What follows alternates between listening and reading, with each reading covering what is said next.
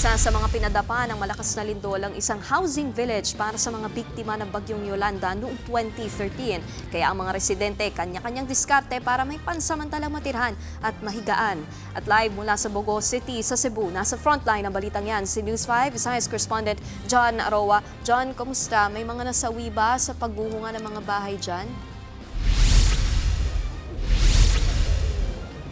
Nikki, dalawang pamilya o 7 individual ang nasawi. Kabila na nga dito ang isang buntis at 4 na bata matapos matabunan ng gumuhong semento ng kanilang bahay.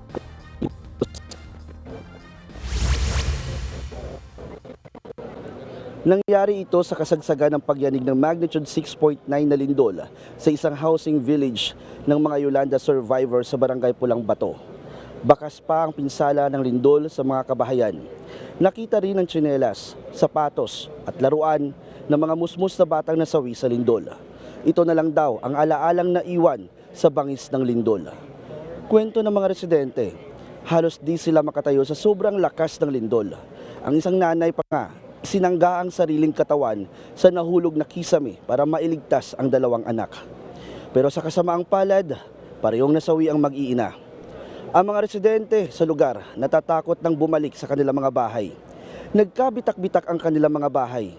Ipinag-utos na ng lokal na pamahalaan na huwag nang tirhan ang nasabing housing village kung saan higit 1,000 ang nakatira.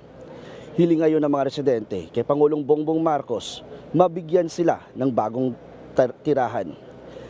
Nikki, nananawagan ngayon ang mga residente ng pagkain, mainom na tubig at tent nang sa gayon ay meron silang matutuluyan. Ang iba ay nasa labas ng kanilang bahay at ang iba naman ay nagtutolda na pang sa gayon ay meron silang pansamantalang mahihigaan. Sa mga oras na ito, Nikki, ay nakatayo ako at papakita ko lang sa harap mismo ng Bogo City Hall.